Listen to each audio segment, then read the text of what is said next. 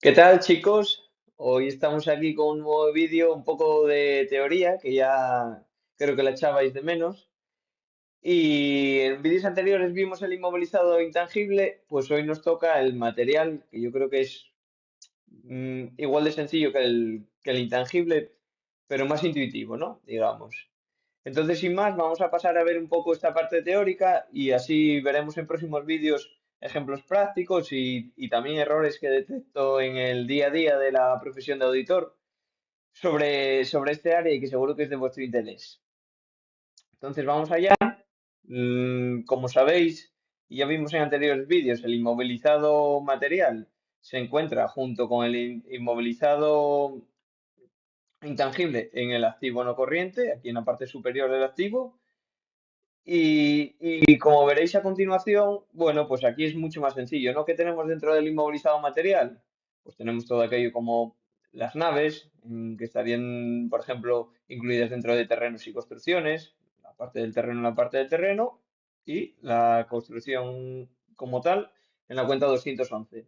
Instalaciones técnicas, maquinaria, pues todo aquello, ¿no? Elementos de transporte y todo aquel inmovilizado material. ¿Qué es un inmovilizado material? Pues son aquellos bienes, muebles o inmuebles que deben ser clasificados aquí en este grupo 21, ¿no?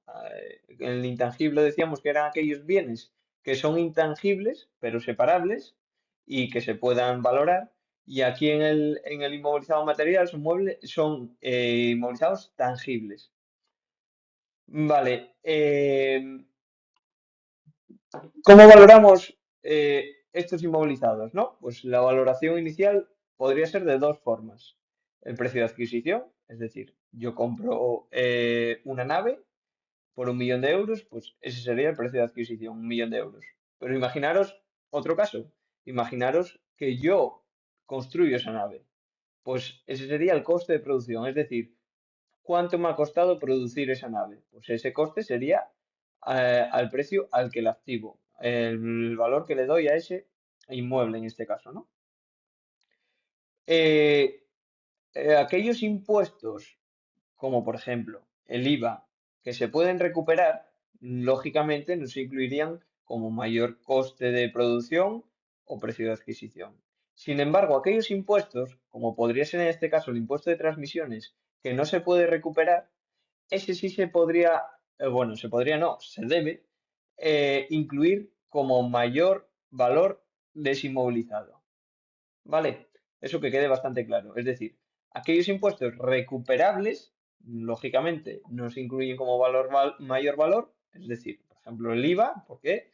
Porque aunque yo tenga un IVA soportado, yo pague ese IVA, lo voy a poder deducir.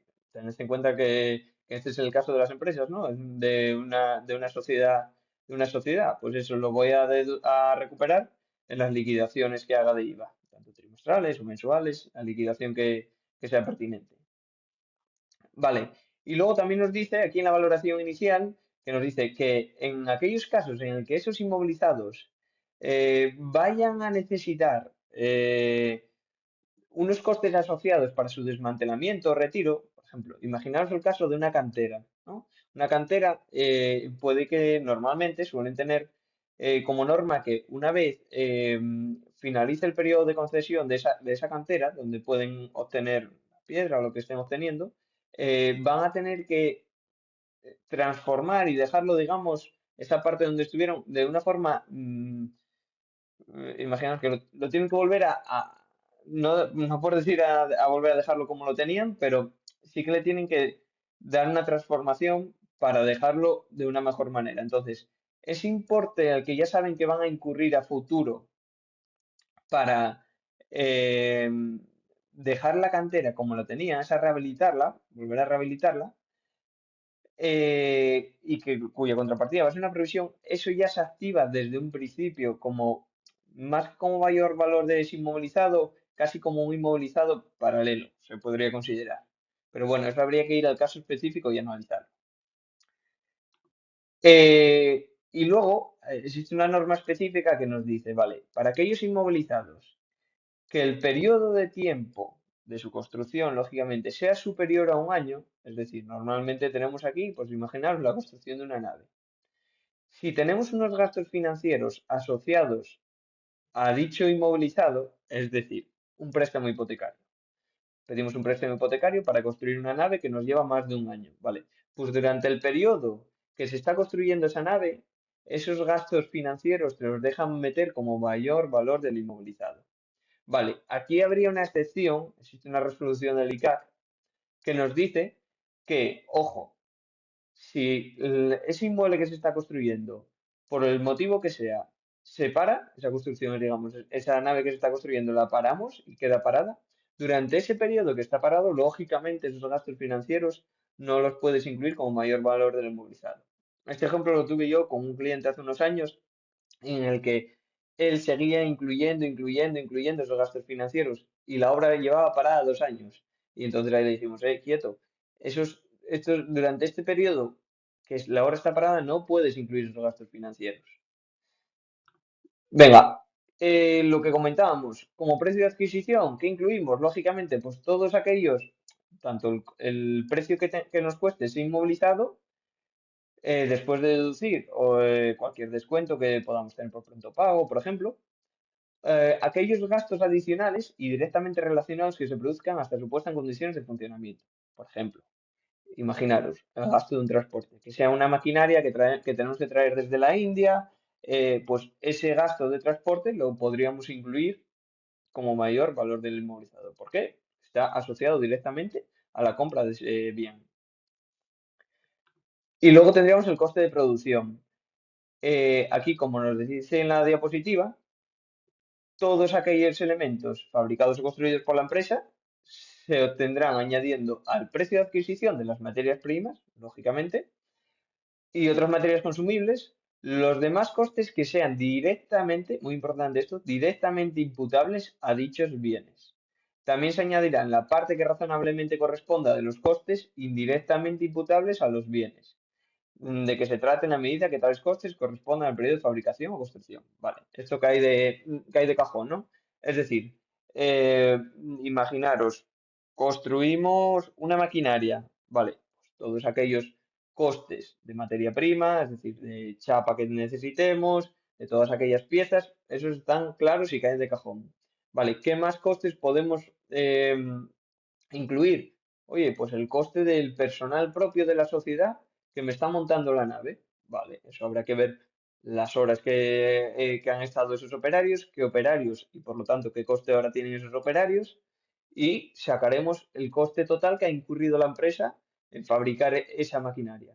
A esos costes indirectos, ¿qué nos dice aquí con estos costes indirectos? Pues podría ser igual, esto ya tendría que ser un inmovilizado de gran tamaño y de gran valor. Podría ser igual el coste de la electricidad asociado a la zona de la nave donde se esté montando esa maquinaria. Pero bueno, ahí ya habría que ir más en detalle y ya os digo que esto es más para un inmovilizado de gran valor, ¿no? Ujú. Luego, una vez que tenemos la valoración inicial, ¿cómo se valorarían posteriormente? Vale, pues igual que los inmovilizados intangibles. Aquí es idéntico. ¿Qué tenemos? Dos patas. Amortizaciones. Año a año sabemos que que todo inmovilizado es a excepción de los terrenos, que es el único inmovilizado que no se amortiza, los hay que amortizar de una forma sistemática y racional, ¿no? Vale, ¿en función de qué? Como ya vimos, en función de su vida útil. Eh, Aparece ahí en la última frase, y resultada en negrita, esta, la vamos a ver aquí, y esto también es importante, ¿no? Se amortizará de forma independiente cada parte de un elemento del inmovilizado que tenga un coste significativo.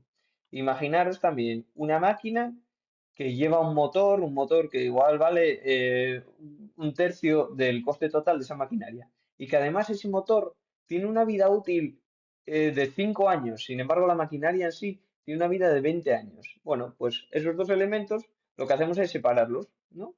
Los contabilizamos por separado. ¿Por qué? Porque el motor tiene una vida útil de 5 años, se va a amortizar durante 5 años. Sin embargo, la máquina en global va a tener una vida de 20 años y por lo tanto esa es su vida útil y por lo tanto el periodo de amortización. Vale, Además de la amortización, segunda pata, el deterioro. Lo habíamos visto con el intangible y aquí lo tenemos. Al menos, lo que nos dice la normativa, una vez al año debemos hacer el famoso análisis de deterioro. Es decir, ¿existe algún indicio de que, pues oye, no sé, yo tengo una nave que la tengo destinada al alquiler, por ejemplo?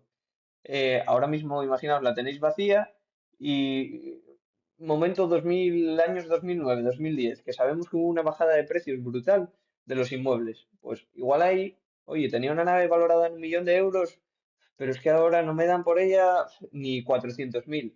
Pues igual tengo que hacer una tasación, ver el valor que tiene y por lo tanto realizar una corrección de deterioro, ¿no? Deterioro de valor. Vale. Como nos pasaba con los intangibles, si realizamos un deterioro de valor, tenemos que corregir las amortizaciones para los ejercicios siguientes. Y por último, ¿qué tendríamos? La baja. ¿Cuándo damos de baja estos elementos? Pues muy fácil. O cuando lo vendamos, o cuando ya no lo tengamos, o cuando se nos estropee. Es decir, cuando no exista ya es intangible. Sabéis que debemos calcular ese beneficio o pérdida al dar de baja esos elementos en función de qué, dos parámetros, si lo vendemos, precio de venta, contra qué, contra el valor neto contable, que no deja de ser el coste menos la amortización menos los deterioros. Y existiría otro tipo de inmovilizados que serían las inversiones inmobiliarias. También estarían en la parte superior con los inmovilizados materiales. ¿Y qué son las inversiones inmobiliarias? Pues no dejan de ser los terrenos y construcciones que tengamos destinados a la obtención de rentas mediante o la venta de ese inmueble o terreno o el alquiler. Es decir, aquellos terrenos o construcciones que no tengamos destinados a nuestra actividad propia. Ahí irían incluidos estas inversiones inmobiliarias y la valoración y las normas de registro son absolutamente las mismas que para los inmovilizados materiales. Vale, espero que con este vídeo os haya quedado más o menos claro el tema del inmovilizado material. Como siempre, cualquier duda, dejármela en comentarios. Si os ha gustado este vídeo, darle me gusta, suscribiros al canal y espero veros en los siguientes vídeos. Muchas gracias.